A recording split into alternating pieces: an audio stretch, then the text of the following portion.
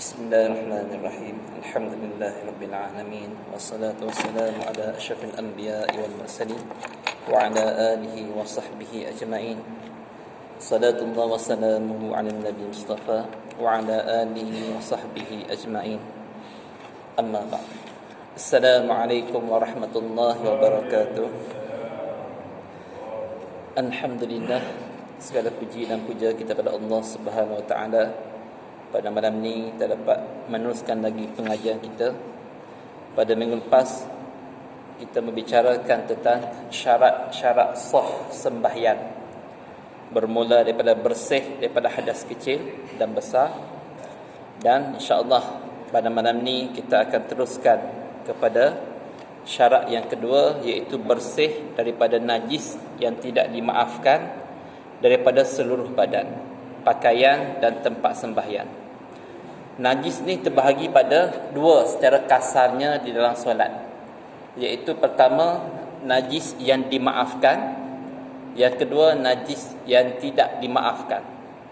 Najis yang dimaafkan dipanggil ma'fu alaih, dan apabila terdapat najis ini pada diri kita ketika solat, maka ia ma'fu alaih, diberi maaf, sah sembahyang kita walaupun pada najis. Tetapi najis yang kedua dipanggil najis yang tidak dimaafkan.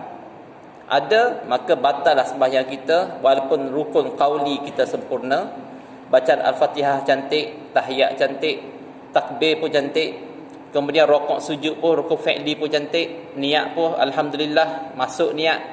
Tetapi disebabkan ada najis, batal automatically, immediately batal solat kita dan tidak diterima.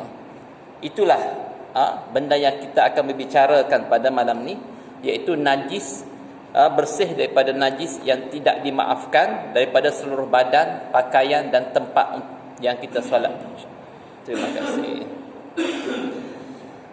Okey, syarat sah sembahyang yang pertama, bersih daripada hadas kecil dan besar. Kita telah bincang pada minggu lepas dengan panjang lebar.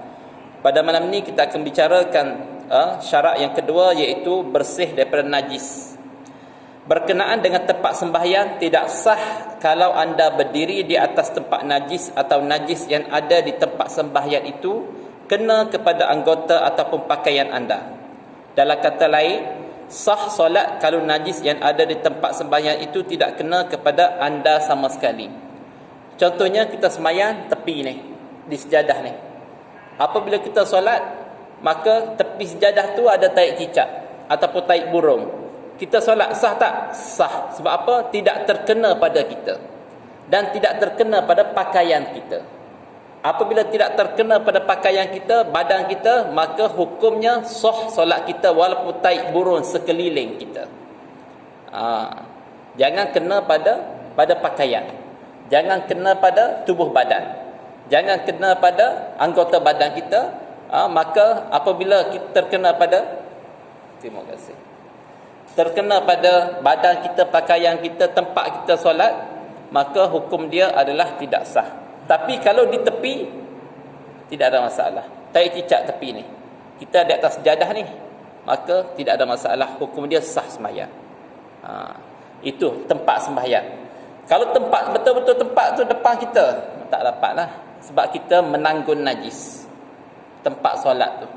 Tempat kita sujud tu ada najis, ada taik cicak, maka hukum dia batal solat kita.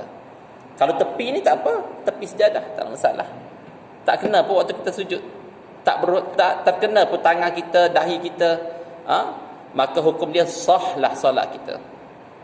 Okey, kalau anda masuk sembahyang, kata musannif, kalau anda masuk sembahyang dalam keadaan najis kerana anda tidak sedari ataupun anda tahu tetapi tak ingat, terlupa, maka anda mesti mengerjakan sekali lagi solat itu ataupun solat semua solat.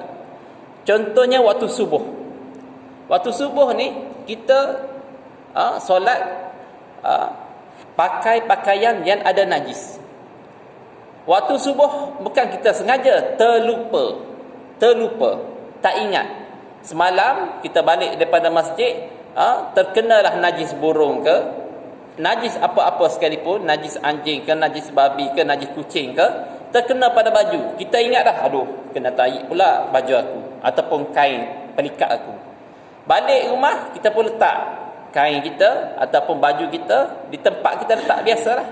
Bangun esok waktu subuh, kita pun pakai semula. Kita tak ingat. Semalam rupanya dah kena najis dah pakaian kita tadi. Kita semayang subuh. Allahu Akbar semayang. Alhamdulillah, settle semayang subuh. Lepas semayang subuh, masuk waktu zuhur, kita masih juga pakai kain pelikat yang sama, yang bernajis. Waktu asar pun sama juga, kita pakai juga. Sampailah waktu maghrib, baru kita ingat, aduh, rupa-rupanya semayang zuhur, semayang subuh, semayang asar, aku telah pakai pakaian yang kena najis semalam. Apabila kita ingat balik, maka waktu tu kita wajib kena qada balik solat. Wajib kena qada. Yang ni tidak dimaafkan. Sebab kita dah teringat dah. Melainkan kita lupa sampai mati. Kalau kita lupa sampai mati, kita bincang minggu lepas, kita hanya dapat pahala bacaan sahaja. Pada pakaian tak dapatlah rokok sujud tu sebab kita berhubung dengan najis. Dapat pahala zikir-zikir dan bacaan solat sahaja pahala. Semayang sah. Tidak ada masalah. Tu kaedah dia. Mesti kerjakan sembahyang qada. Tetapi kalau kita sembahyang zuhur, lepas sembahyang zuhur tu kita teringat rupa-rupanya ada najis di badan kita ataupun di baju kita, kita teringatlah, maka kita terus sembahyang semula. Sembahyang semula dalam keadaan kita telah menukarkan baju kita daripada yang ada najis kepada yang suci. Jangan sembahyang dengan baju yang sama, tak sah juga.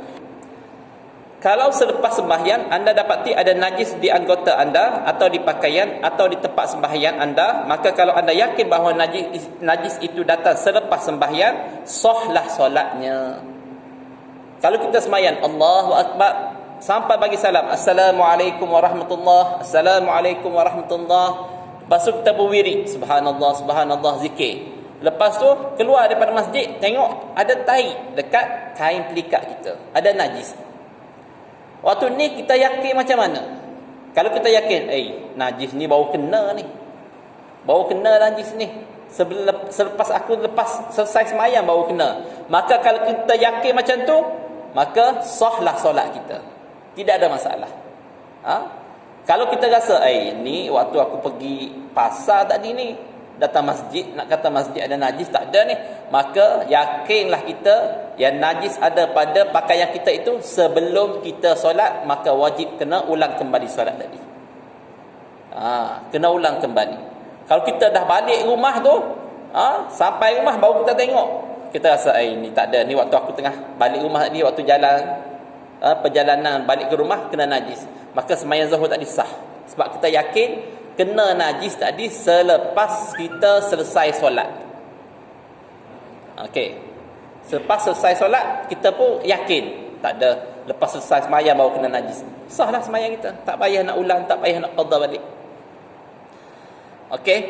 Najis yang masih ada selepas anda beristinja dengan batu dimaafkan, tetapi jika najis itu merebak jauh daripada hasyafah, kita bincang sekejap lagi apa benda hasyafah, ataupun pelipat dubur dan bercampur ia dengan peluh, maka tidak dimaafkan. Istinja ini maksudnya kita membersihkan najis. Alat istinja ada dua. Pertama jenis cecair, yang kedua jenis pepejal. Jenis cecair air, jenis pepejal sama ada batu, tisu, kain. Itu alat-alat istinja. Kalau kita fikir istinja ni dengan batu, tak.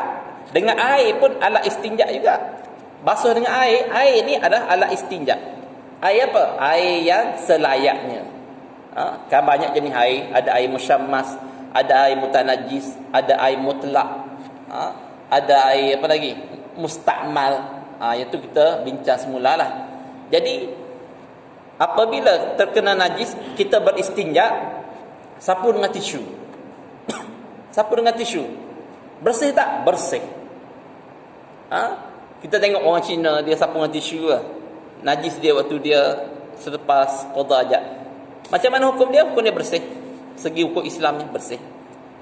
Tetapi dengan syarat, kalau nak guna selain daripada air, pastikan najis kita itu tidak merebak.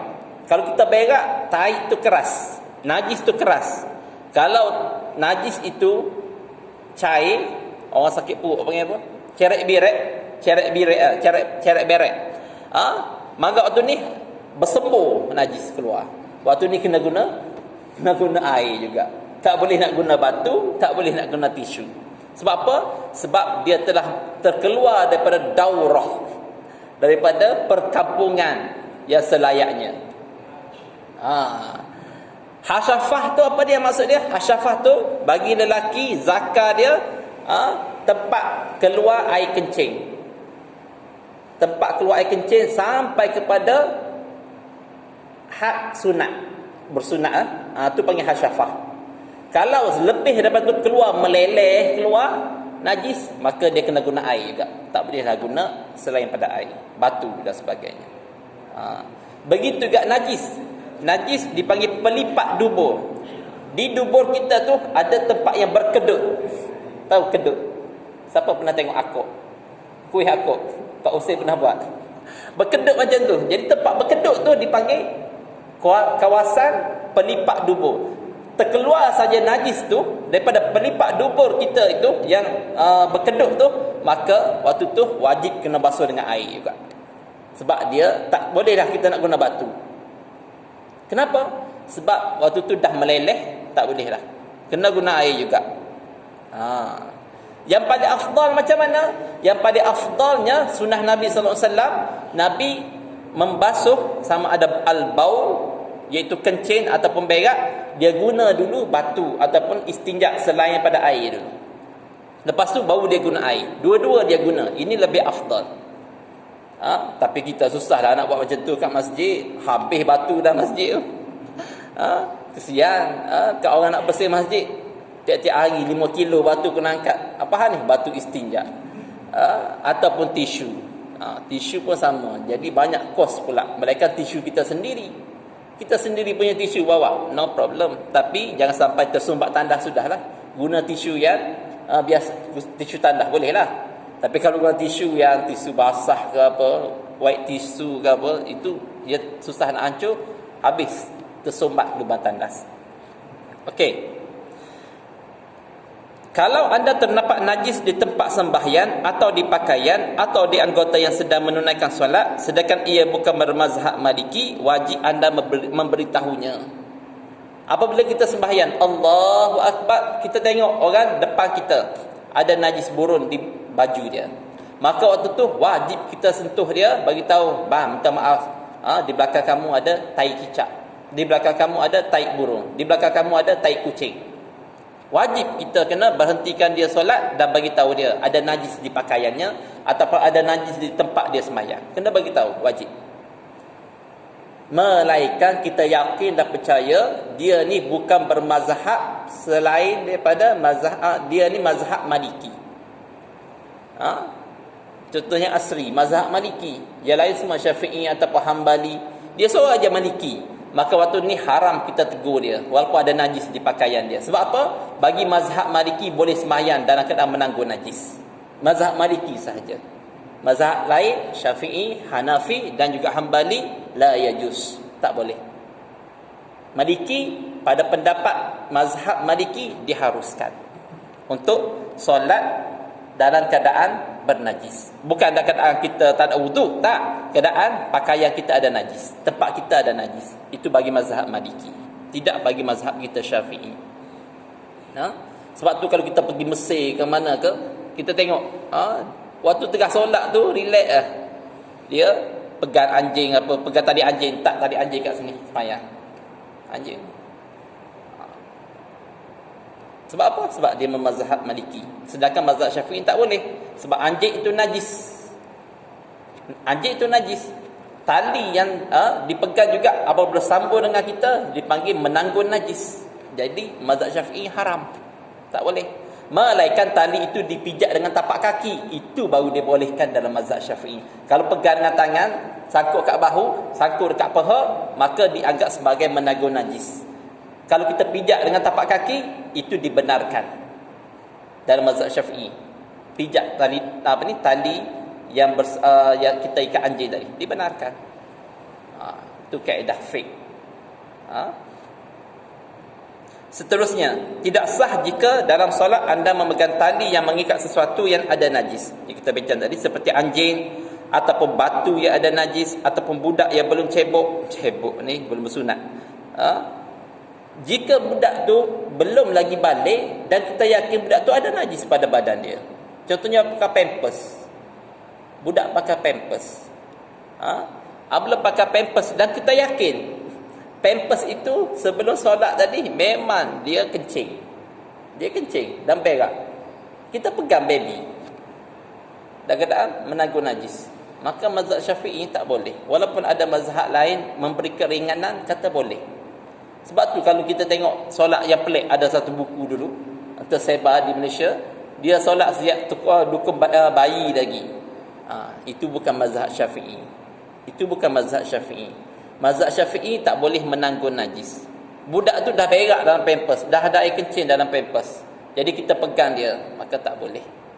Tak boleh. Sebab apa? Menanggung najis. Kerana dikira anda membawa najis dalam solat, tetapi kalau tali itu diletakkan di bawah tapak kaki, tidak ada masalah. Okey. Walaupun kucing itu tahir, kucing bersih. Tahir tu maksud dia bersih. Kucing bersih. Tetapi kalau ia duduk di atas paha kita contohnya, maka waktu tu mestilah kita wajib bagi kita tempis terus. Dia datang waktu kita duduk tahiyat awal ke, tahiyat akhir ke, ataupun duduk iftirash ke, dia datang duduk. Kita terus kena tepis. Kalau kita biarkan, batal solat kita. Itu kucing lah. Kalau anjing datang, tak dapat lah, kena terus. Okey, batal solat kalau tidak terus cepat-cepat tolak. Kalau tolak terus cepat, okey, teruskan sembahyang. Kucing biasalah kalau kita sedang sembahyang. Cap ni tatu. Tatu yang ada di anggota mesti dihilangkan kalau ia seorang Muslim dan dibuatnya selepas balik. Jika usaha menghilangkannya boleh mendatangkan mudarah atau dibuatnya sebelum balik, maka dimaafkan dan sahlah solatnya dan dia boleh jadi imam. Seseorang yang mana dia buat tatu dan dia buat ni selepas dia balik, bukan sebelum. Selepas dia balik, dia buat tatu. Macam-macam tatu kat badan dia, tangan dia, dada dia, tubuh dia. Lepas dia bertaubat ataupun dia nak semayang, dia wajib kena hilangkan tatu tadi. Wajib kena hilangkan. Melainkan kalau dia menghilangkan tatu tadi menyebabkan berlaku mudarat yang lebih besar, menyebabkan kesakitan, seksa pada badan, maka waktu ni tak perlu dia hilangkan. Ataupun dia buat sebelum dia balik, bapa dia penulis atau pelukis tatu yang terkenal. Waktu anak dia belum balik, dia lukis awal-awal lagi tatu di tangan anak dia. Apabila anak dia besar, dah balik, maka waktu ni dia masuk Islam. Bukan masuk Islam, dia dah Islam, dia nak semayang. Dia tak wajib untuk hilangkan tatu tadi. Sebab apa? Sebab dia buat tatu tadi sebelum dia balik. Kalau selepas dia balik, dia wajib kena hilangkan. Kalau tak dapat hilangkan, menyebabkan berlaku sakit, mudarat, luka dan sebagainya, maka tak perlu hilangkan. Tetapi dia ni bukan Islam. Penuh badan dia dengan tatu. Penuh badan dia dengan tatu. Apabila dia masuk Islam, dia nak sembahyang, maka tak wajib bagi dia hilangkan tatu pada badan tadi. Tak wajib. Sembahyang macam biasa. Dan dia boleh jadi imam. Tidak ada masalah. Bagi orang yang bukan Islam, tak wajib hilangkan tatu selepas dia masuk Islam. Walaupun tatu tadi boleh dihilangkan, pergilah buat teknik laser ke apa semua boleh, tapi dalam hukumnya tidak ada masalah jika tak nak hilangkan. Sebab apa? Sebab dia baru masuk Islam. Tetapi kalau orang Islam dah balik buat tatu dan tatu tu mampu dihilangkan dengan berbagai cara, sama ada laser ke pembedahan yang tidak memudaratkan diri dia, maka dia wajib kena hilangkan tatu tadi. Tak boleh ada tatu pada badan bagi yang dah balik orang Islam. Okey, dimaafkan jika terkena darah nyamuk, bekam, bisul, tahi lalat. Kalau anda tidak membunuh nyamuk itu ataupun memecahkan bisul itu atau meletakkan najis itu di anggota anda. Nyamuk apabila ada kat sini, kita kat dahi, apabila kita sujud, maka automatically terkena darah dia. Sama ada darah dia di sejadah ke atau di mana-mana, terkena darah nyamuk. Bukan kita bunuh dia. Ada darah nyamuk ataupun lalat ataupun darah bisul, bukan kita sengaja pecahkan. Apabila kita picit bisul tadi ataupun jerawat, lepas picit tu kita pun ambil wuduk, lepas waktu semayang tu keluar sendiri, waktu tu dimaafkan najis yang keluar daripada jerawat kita tadi. Tetapi walaupun dimaafkan, pastikan tidak lebih besar darah tadi sebesar duit 5 sen. Yang lama lah, duit 5 sen yang lama, bukan yang baru kecil sikit. Kalau besar ataupun darah tu mengalir, maka batal solat kita. Kalau sikit tak apa, sekadar duit 5 sen yang lama tadi dibenarkan, kata ulama. Tetapi jika kita sengaja memecahkan bisul, duduk semayan, Allahu Akbar, duduk picit jerawat, sengaja, batal solat. Ni pecah sendiri, jerawat batu atas dahi. Waktu sujud, sujud, terpecah. Pecah tu, darah tu, pastikan jangan lebih daripada duit 5 sen. Ataupun kalau dia mengalir, terus berhenti solat. Mengalir darah sampai hidung ni, tak boleh lah, sebab kena najis dah. Kalau anda membunuh kutu ataupun nyamuk dan kulitnya atau anggota sayapnya tertinggal di anggota anda, maka batal sembahyang. Nyamuk datang kat pipi, tampar tu, lepas tu kita biarkan nyamuk tu jatuh, tetapi sayap nyamuk masih ada lagi kat sini, batal sembahyang. Sebab apa? Sebab ada bangkai di tubuh kita waktu solat. Sebab itu apabila kita tertampar nyamuk, terus macam tu, pastikan bangkai dia tak ada. Darah dimaafkan, darah nyamuk, ingat kita bincang tadi. Tapi kalau bangkai nyamuk terlekat kat pipi kita, kita tampar nyamuk, terus kita buang. Macam tu. Jangan macam ni, batal sembahyang sebab bergerak lebih 3 kali anggota besar. Anggota kecil tak apa, jari kita bergerak. Ingat bergerakkan dalam solat, anggota kecil tidak ada masalah nak bergerak banyak kali macam ni.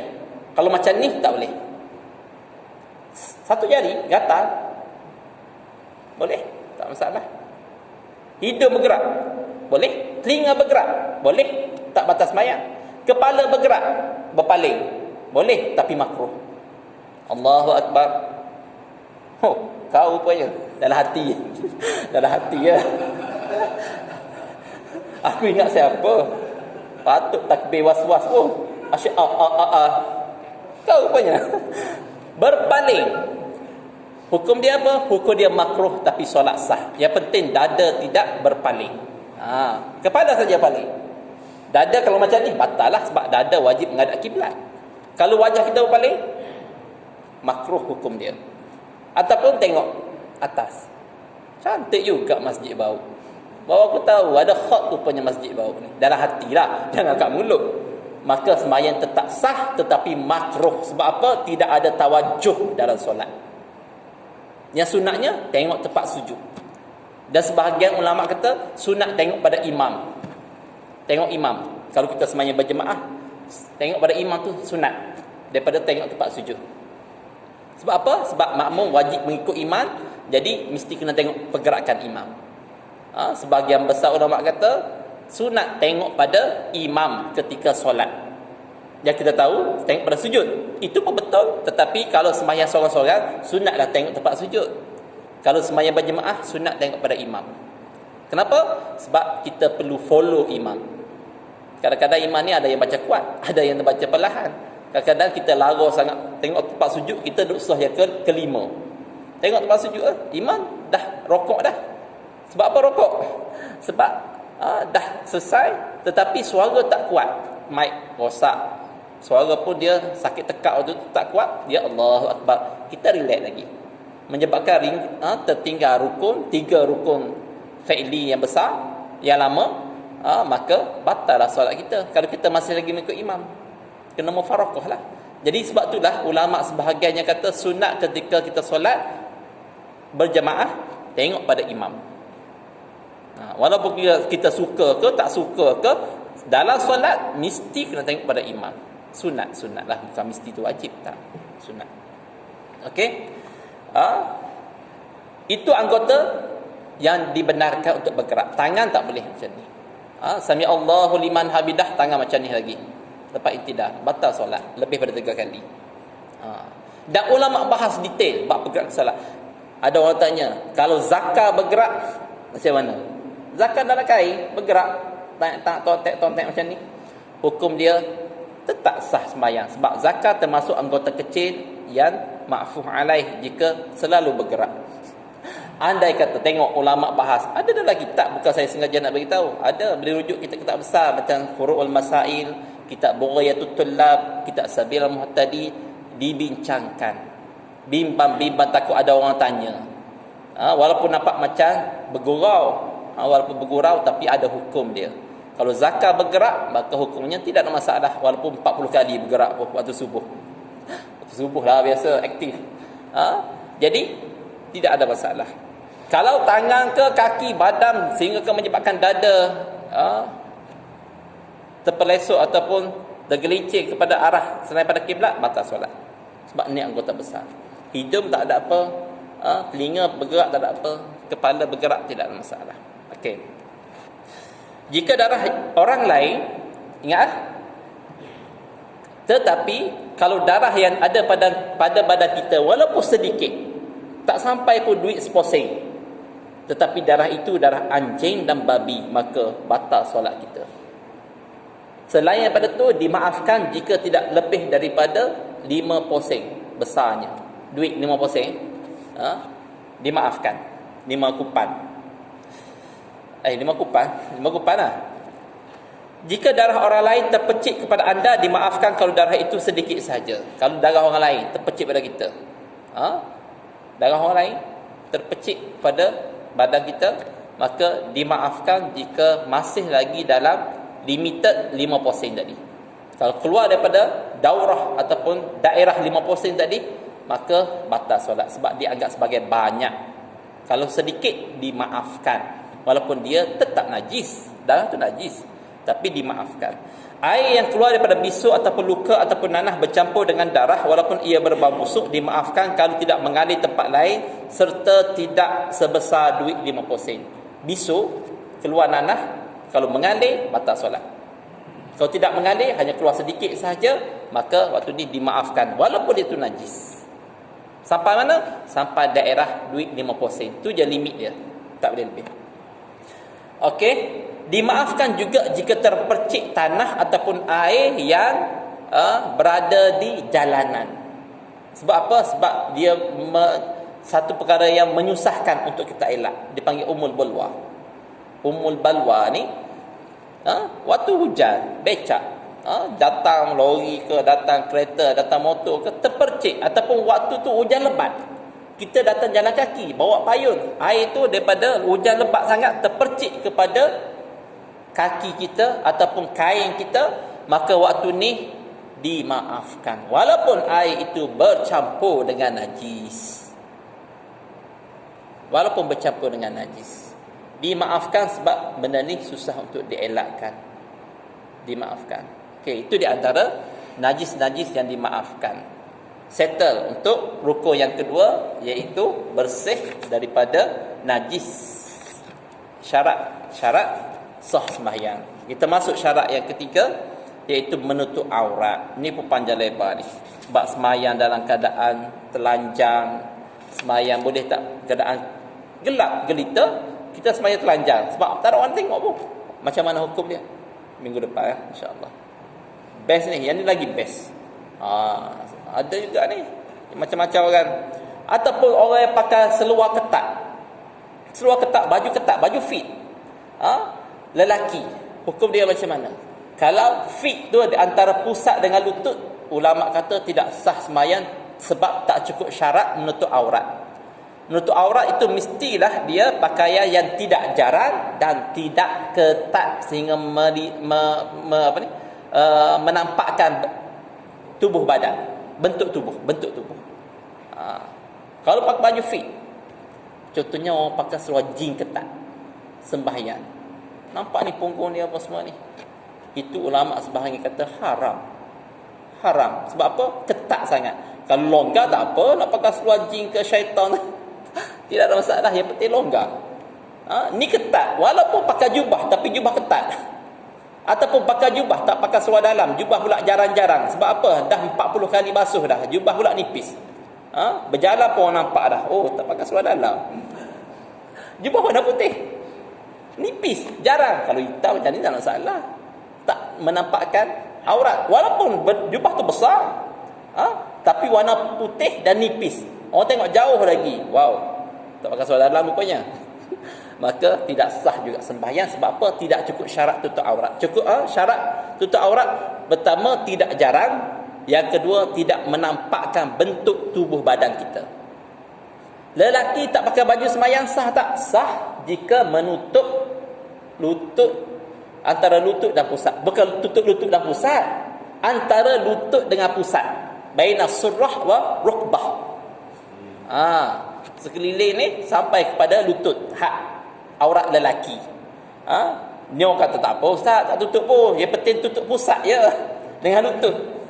Punggung tak apa tutup, tak ada, kena tutup antara lutut dengan pusat, surrah wa rukbah, antara pusat dengan lutut.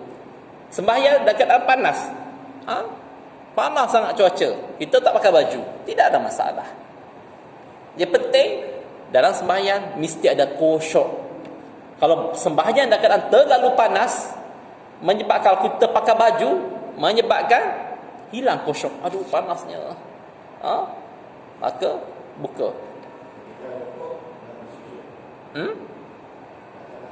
Ya. Kalau kita rokok dan sujud ternampak, seluar dalam tak apa lagi.